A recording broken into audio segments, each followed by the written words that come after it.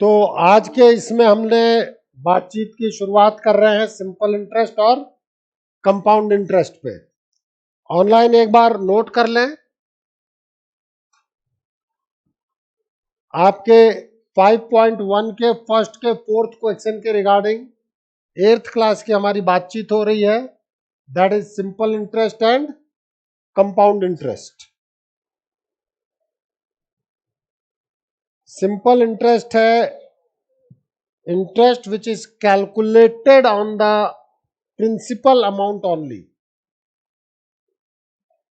Formula है SI is PRT upon 100.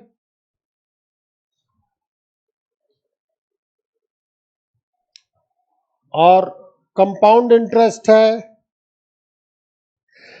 it is the interest which is calculated on the principal and already accumulated interest.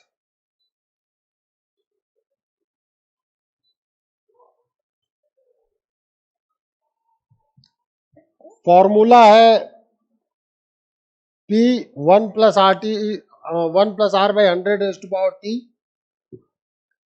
minus P.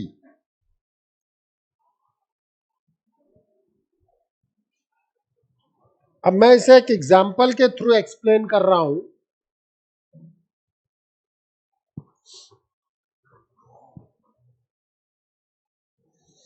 और आप उससे समझ पाएंगे कि the given thing is in AP और not.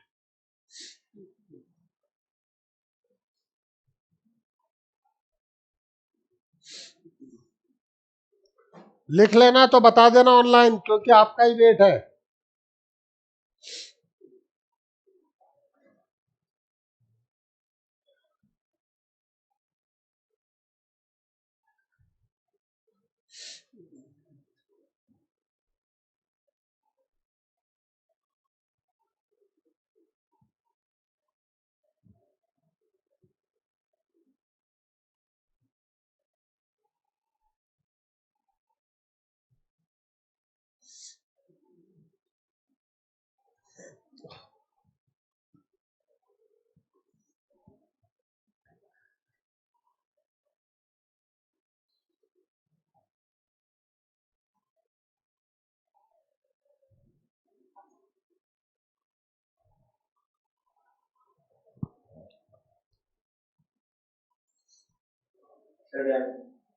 Okay,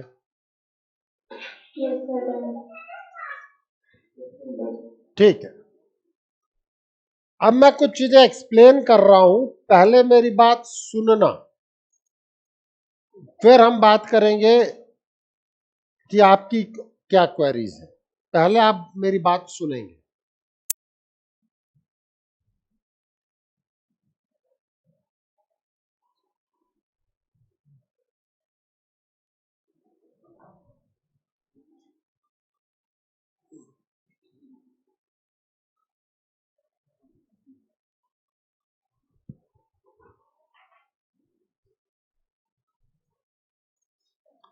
let us suppose mister x ने 1000 rupees बोरो किया है बैंक से। Mister x has taken the amount 1000 rupees from bank. Rate of interest 10% per year per annum or annually. ठीक है। Let us suppose उन्होंने लिया 1 जनवरी 2025 को फॉर 3 years। इसी तरीके से आप 4 ईयर पे कह सकते हो, 5 ईयर पे कह सकते हो, I don't have any problem. अब सिंपल इंटरेस्ट क्या है? 3 ईयर का मतलब 26, 27, 28। 25 से देखो ईयर क्या चलेगा तुम्हारा, 1 जैन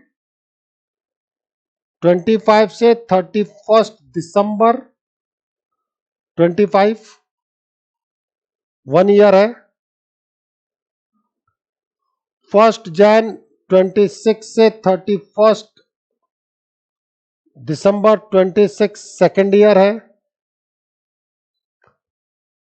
1 जैन 27 से 31 दिसंबर 27 है। ठीक है। अब इस वक्त वो अमाउंट पे करेगा।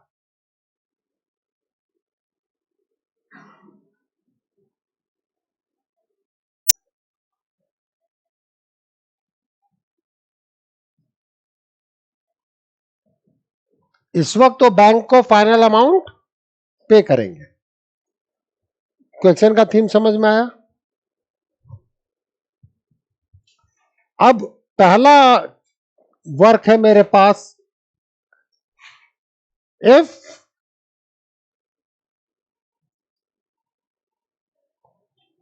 There is simple interest.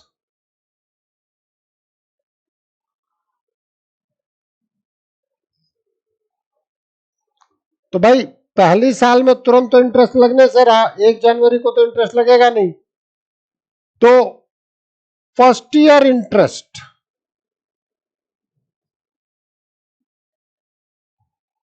10% है इंटरेस्ट, तो 1000 का 10% क्या आ गया?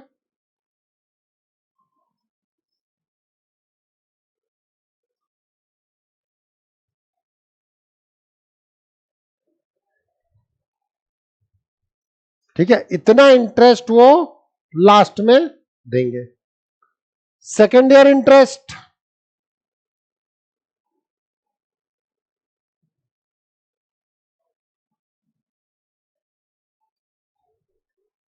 भाई सिंपल इंटरेस्ट है, तो इंटरेस्ट जो लगेगा वो केवल प्रिंसिपल अमाउंट पे लगेगा।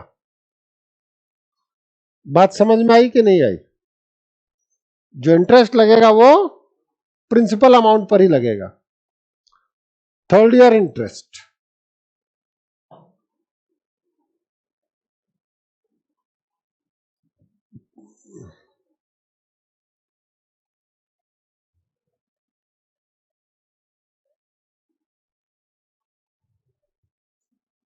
तो टोटल अमाउंट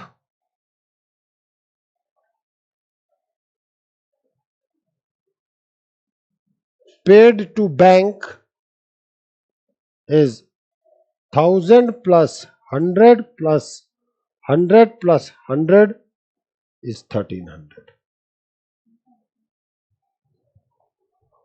ये बात समझ में आई कि नहीं आई?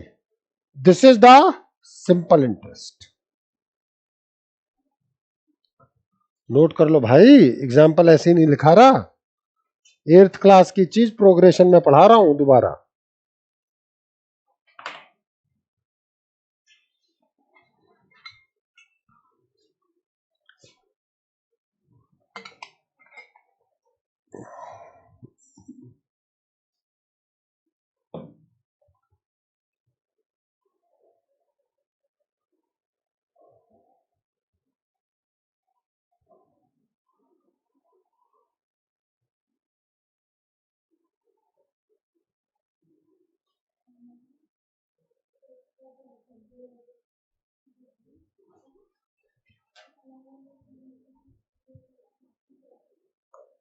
क्या हुआ, क्या बोल रही है, पूछ ले। नहीं पूछेगी? उसको बता रही थी, तेरे को बता रही थी। तेरे समझ में नहीं आएगा एक साथ में, ठीक है? मेरी अकल ज्यादा इस वक्त है तेरे से कि तेरी? फिर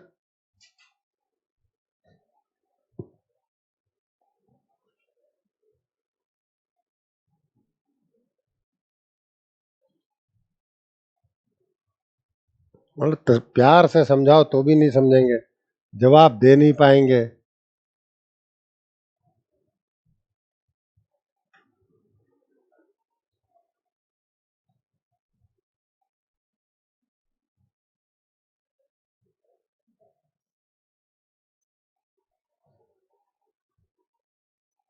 इसमें कहीं कोई दिक्कत, मतलब इस फर्स्ट ईयर का इंटरेस्ट फाइनल एक्यूमुलेट हो गया 100 रुपए, सेकेंड ईयर का इंटरेस्ट फाइनली एक्यूमुलेट हो गया 100 रुपए, थर्ड ईयर का इंटरेस्ट फाइनली एक्यूमुलेट हो गया 100 रुपीज, तो टोटल जो बैंक को दिया गया वो 1300 है। अब हम बात करते हैं कंपाउंड इंटरेस्ट पे।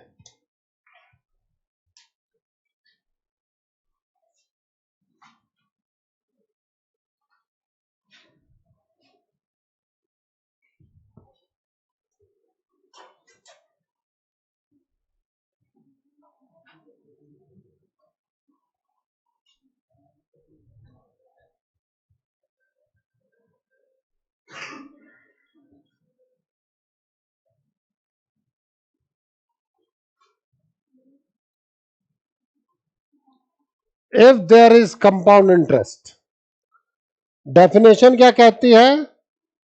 Principal plus interest already accumulated, done, दोनों पे इंटरेस्ट लगेगा। बात समझ में आई? क्या फर्स्ट ईयर से पहले कोई इंटरेस्ट एक्यूमुलेटेड है? तो फर्स्ट ईयर के लिए सिंपल इंटरेस्ट और कंपाउंड इंटरेस्ट सेम होगा। बात समझ में आई कि नहीं आई? फर्स्ट ईयर के लिए सिंपल इंटरेस्ट और कंपाउंड इंटरेस्ट सेम होगा। ओके, अब आ जाओ सेकेंड ईयर के लिए।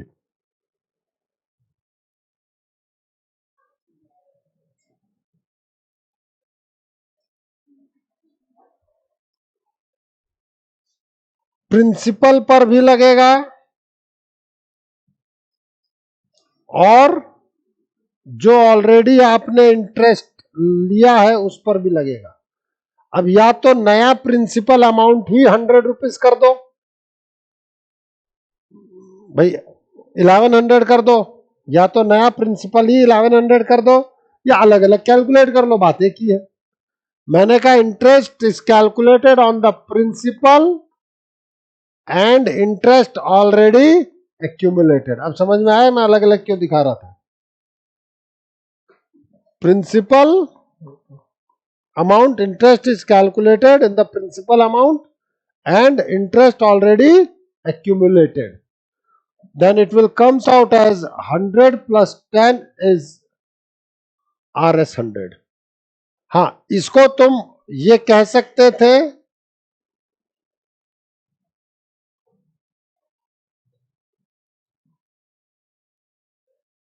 इसको आप ऐसे देख सकते हो, मुझे कोई दिक्कत नहीं है कि इस 1100 पे आपने इंटरेस्ट कैलकुलेट किया,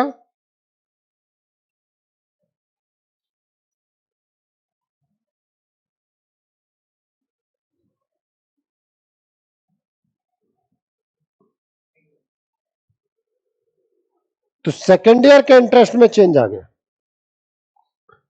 अब थर्ड ईयर का इंटरेस्ट आओ,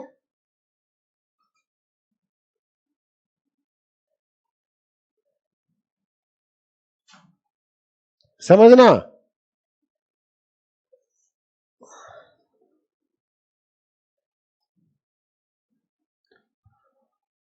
इधर सब लोग ध्यान दो, 2 मिनट बाद नोट करना।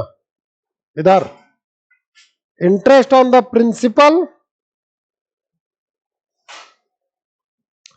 interest on the principal and interest already accumulated। Total interest कितना accumulate हो गया है?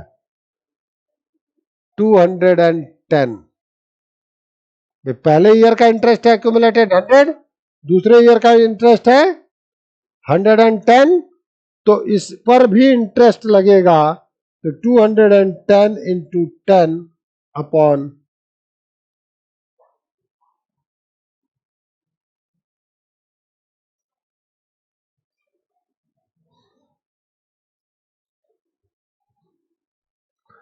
अब बताओ तो जो कंपाउंड इंटरेस्ट है वो एपी में हुआ क्या? पहला 100 है, फिर 110 है, फिर 121 है, ये एपी में है? है एपी में, ये अभी भी बोल रहा है एपी में, this minus this 10, this minus this 11।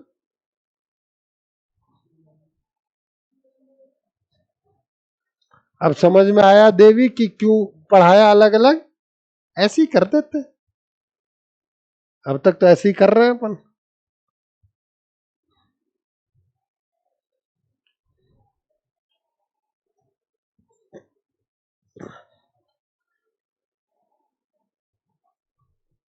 पूछ ले, अरे पूछ ले।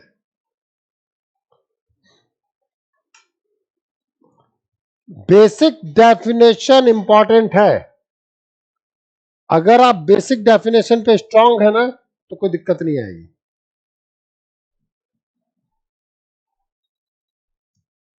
मैंने आपको पहले भी कहा है, फिर कह रहा हूं, बहुत सारी चीज एपी में आपके दूसरी चीजों से रिलेट करेगी।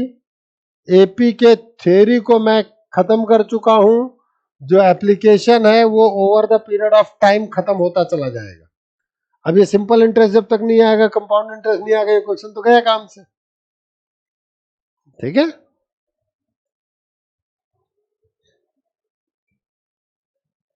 तो प्रैक्टिस अपनी चलती रहेगी। प्रैक्टिस तो नवंबर, दिसंबर, जनवरी सब चलेगी। पहले यहां करें।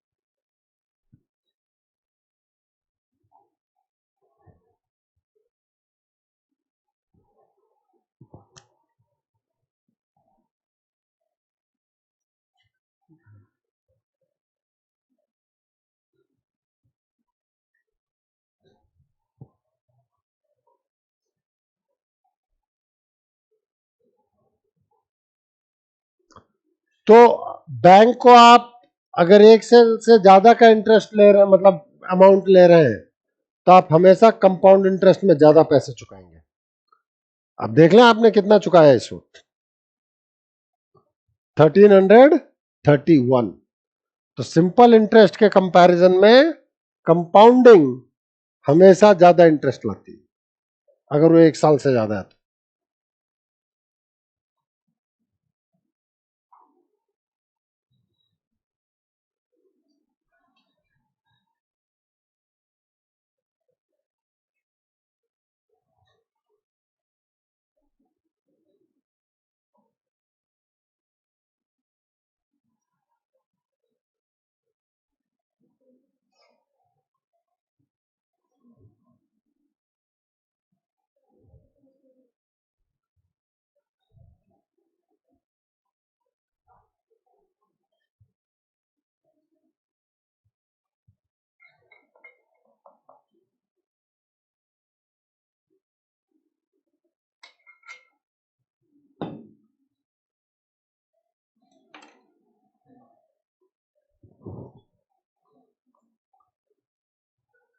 एनसीईआरटी में 5.3 का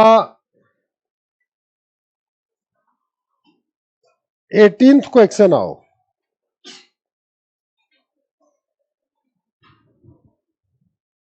क्वेश्चन को रीड आउट करें पहले।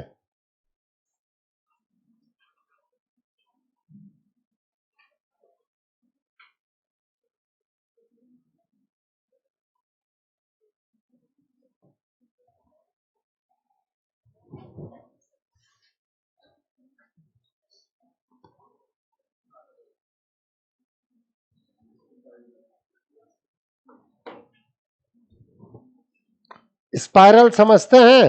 आज आपकी मेजर लोगों के पास जो कॉपी है वो स्पाइरल वाली कॉपी है, this is known as spiral. जो मेजर कॉपियां हैं, भाई आप कहते हैं ना स्पाइरल बाइंडिंग, ये स्पाइरल।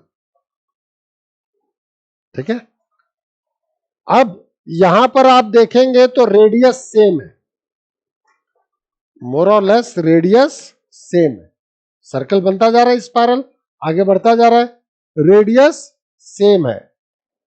कई स्पाइरल ऐसे होते हैं जिसके रेडियस या तो इंक्रीज करेंगे या डिक्रीज करेंगे। एक ही जगह पे बनाने की बजाय मैं थोड़ा सा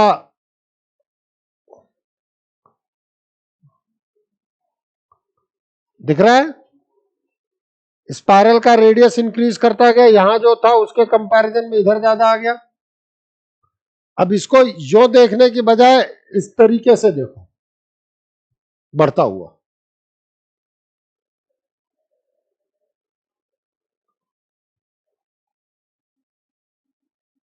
समझ में आ रही है बात कि नहीं आ रही है? तुम्हारी कॉपी में जैसे स्पाइरल लगाया गया है उसमें मोर और लेस रेडियस सेम है, यहां रेडियस इंक्रीज कर रही है। पहली बात, हर तरीके के स्पाइरल होते हैं। रेडियस डिक्रीज भी कर सकती है, अगर इधर से देखोगे तो रेडियस डिक्रीज करती हुई दिखेगी। अब इस क्वेश्चन में क्या कहा जा रहा है पहले उसको समझे। एपी और ये सब तो बाद की चीज है, पहले क्वेश्चन की लैंग्वेज समझना इंपॉर्टेंट है हमारे लिए। ठीक है, क्वेश्चन पढ़ ले तसल्ली से।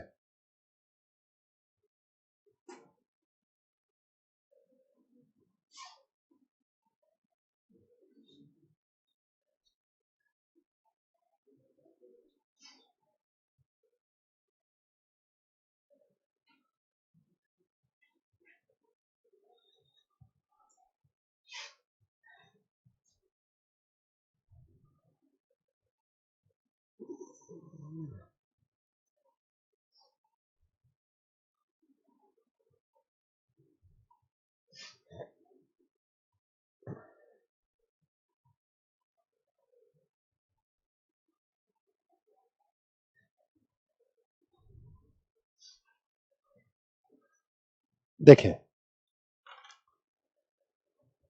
a spiral is made up of successive semicircles with the centers alternately at A and B, starting with the center A of radii 0.5, 1, 1.5, 2 as shown in the figure. What is the total length of such spiral made up of 13 consecutive semicircles? A or B?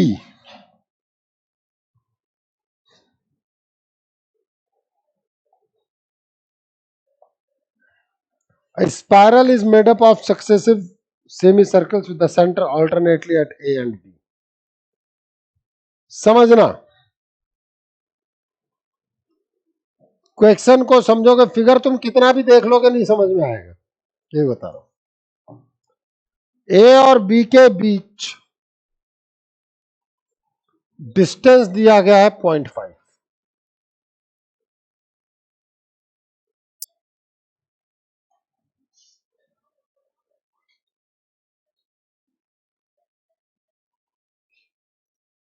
अब आपने अपना compass यहां ए पे रखा और वो compass चलाया, semi circle बनाया।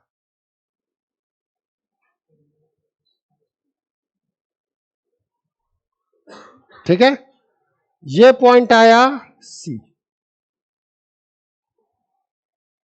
इसको हम कह देते हैं आर्क 1, L1 कहा गया है सर, L1 L2 नाम दिया गया है ना। तो what about the length of आर्कुअल लेंथ, इसको मैं आर कह देता हूं, आर आपको दे रखा है 0.5। ठीक है, तो L1 की लेंथ आ गई पाई आर, आ गई कि नहीं आ गई? 2 पाई आर टोटल होता है, तो सेमी सर्कल का मतलब पाई आर। अब आपने क्या किया, अब आप गए बी पर, सेमी सर्कल कैसे कैसे बन रहे हैं ये समझो। अब आपने कंपास की टिप ए पे रखी, पेंसिल बी पे रखी और पेंसिल है सी पे, तो अब ये बना आपका 2R, बना कि नहीं बना? अब यहां से आपने एक सेमी सर्किल बनाया जो इधर गया, भाई मैं एक अच्छा मैथमेटिक्स का टीचर हूं लेकिन अच्छा ड्राइंग वाला नहीं। बात समझ में आ रही है? ये आर था, इधर भी आर गया तो 2r बना। डन। अब अगर ये एक सेमी सर्किल है, 2r इधर है तो ये भी तो 2r है जो पॉइंट डी तक गया। तो ये है आपका L2। L2 कितना आएगा? पाई। बात समझ में आई कि नहीं आई? नहीं आई? नहीं आई। इसके बाद उन्होंने कहा अल्टरनेट सेंटर्स बदल रहे हैं। अब आपका सेंटर बना ए। अब आपका सेंटर कौन बना?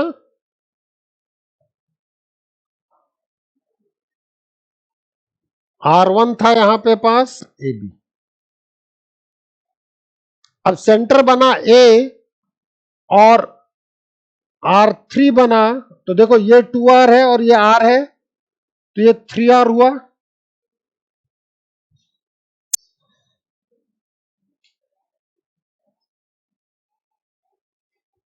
भाई इसका रेडियस R1 मान लिया, इसका R2 मान लिया, इसका R3 मान लिया, तो R3 बेसिकली कितना है? अरे R3 कितना है? 3r है कि नहीं है? अब ये बना यहां,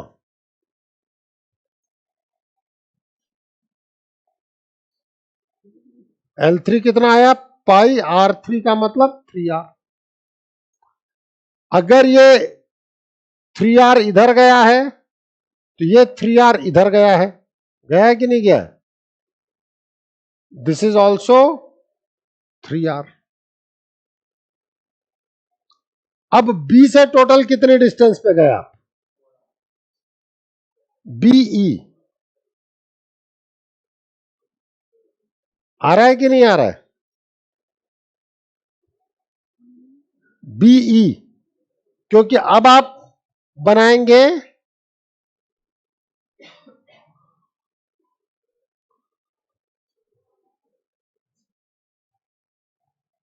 L4। ये L1 था, ये L2 था, ये L3 था, ये L4 है। तो L4 में रेडियस क्या बना हुआ है? BE, which is 4r। This is 3r, this is 2r, this is.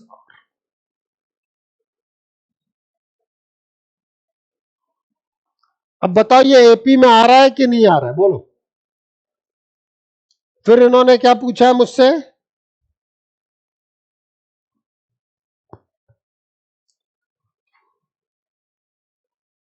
Total length of such spiral made up of 13th consecutive, मतलब 13।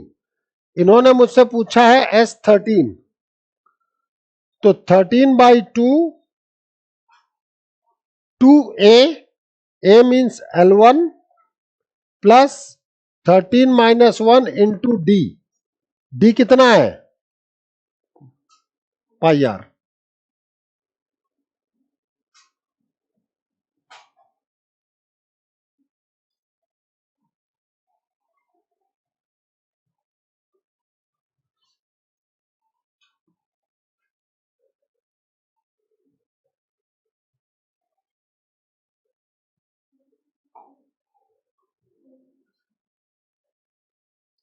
क्वेश्चन में कोई दम नहीं है अगर हम तसल्ली से ये देखें कि स्पाइरल बन कैसे रहा है। I am repeating the question, please. अब तुम अपने पहले एनसीईआरटी को पढ़ो। आर की वैल्यू 0.5 है, ये देख लेना।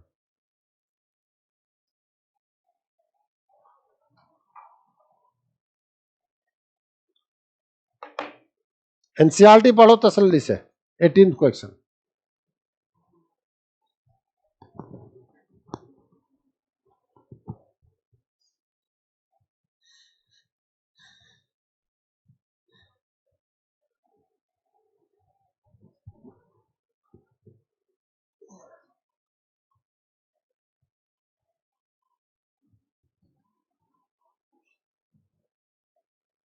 कि ए बी लेंथ है, ए वर्टेक्स से आप शुरू कर रहे हैं, ए बी की लेंथ दे रखी है 0.5, मैंने कितनी मान ली, आर। मैंने उस 0.5 को क्या कह दिया, आर।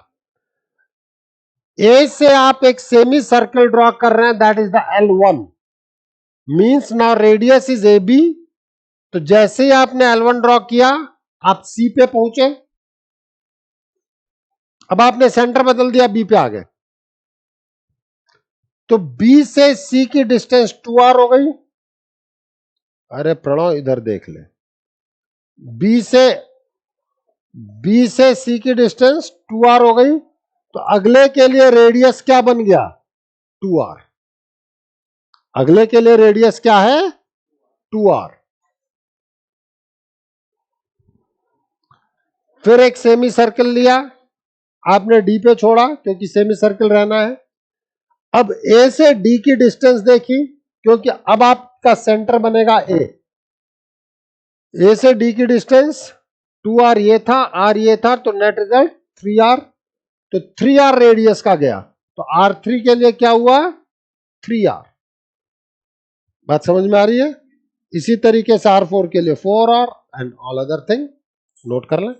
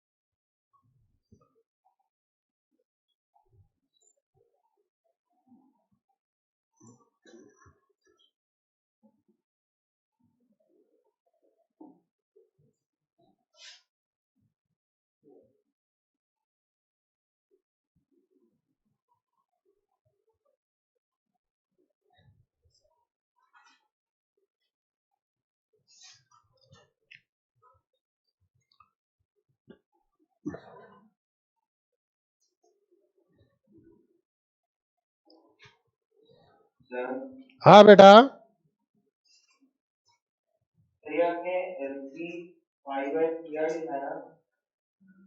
कहां पे बेटा,